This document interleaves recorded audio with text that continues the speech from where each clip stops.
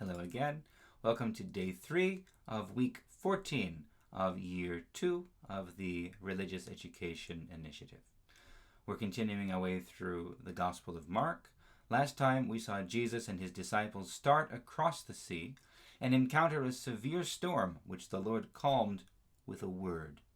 We noted, however, last week that it was at Jesus' urging that they had started across the sea in the first place, and that unless his entire purpose for this was to show his authority over the wind and the sea, there might have been, we might even say must have been, another purpose for the voyage, and we should pay attention to see where they ended up after the storm was calmed.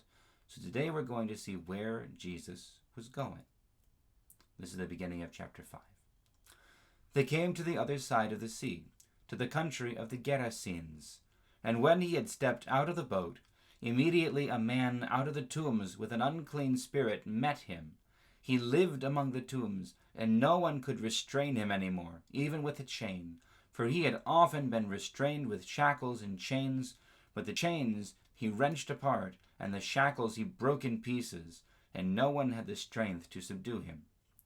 Night and day among the tombs and on the mountains he was always howling and bruising himself with stones.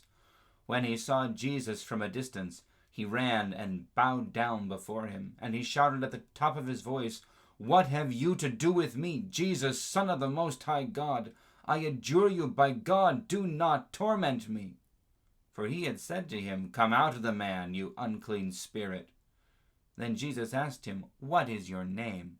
He replied, "My name is Legion, for we are many." He begged him earnestly not to send them out of the country.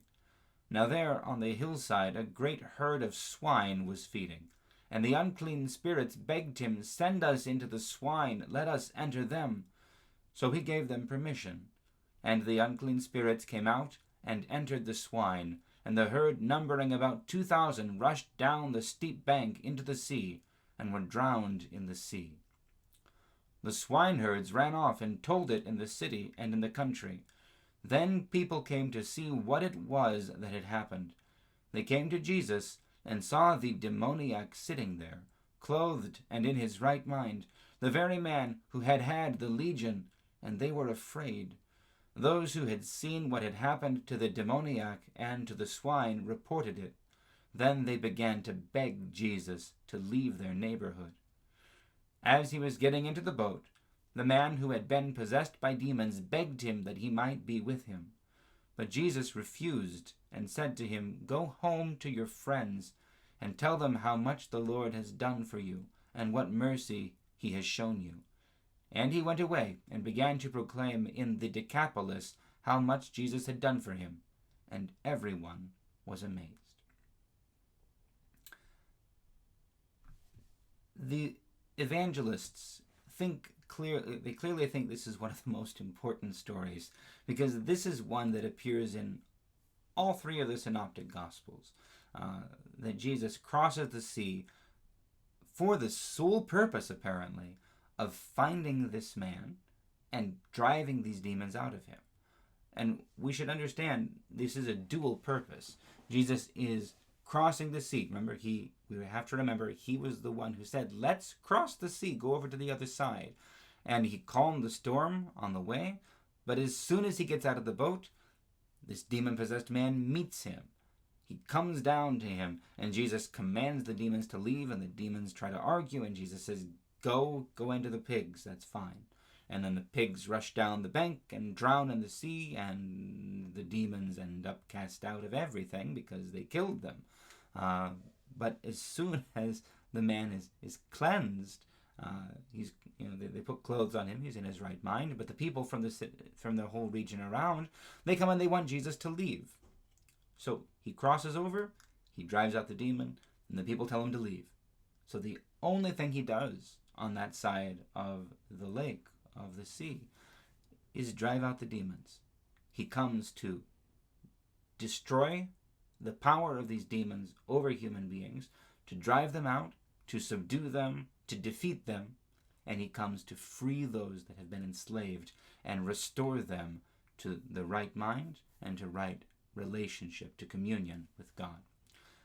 we should pay attention that the man who is cleansed, he wants to go with Jesus, but Jesus doesn't let him. He tells him that his job is to stay there and to bear witness to what Jesus has done for him. He has been freed. He's been delivered from slavery to these demonic powers. And Jesus wants him to stay there and proclaim this freedom, this deliverance to everyone around. Even though they want him to go, the man who is cleansed is going to stay to preach the gospel.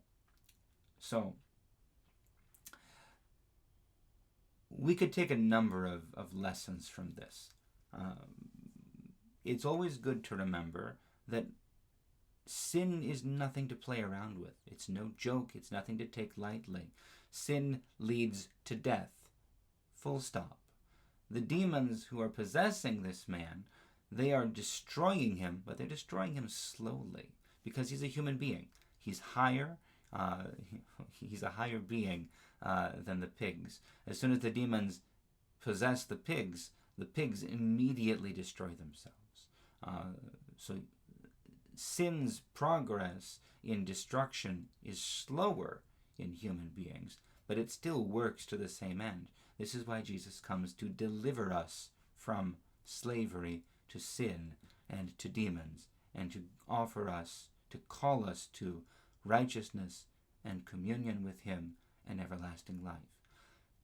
We who have been cleansed from sin, therefore, must not go back into the ways of the sinful world. Christians are called to live in a different way. We are called to bear witness of the love and the glory of God, to bear him in our lives and bear witness to his name and his love and his holiness. And therefore, we must live in holiness, in faithfulness to God. The command that Jesus gives to this man who just wants to go with Jesus, that he's supposed to stay where he is and bear witness, this command comes in truth to all of us. Where we live, where we work out our salvation is where we are. We're called to carry Christ everywhere we go, in everything we do. And that means we have to lay aside the things that we had done before. We have to reject and resist the things that the world calls normal and healthy if they are in opposition to what Christ has called us to do and how he has called us to live. This is heavy stuff. We can't just read this and say, oh, what an interesting story about demons and pigs. This is our life. This is our experience. And we need to pay attention to recognize where Christ has delivered us in our lives and where he calls us to follow him, to be faithful to him, or rather to live as witnesses of his deliverance, of his freedom, of his holiness and his love, where we are. So, we'll end with that. God bless you all. We'll see you for week 15 next week. God bless you.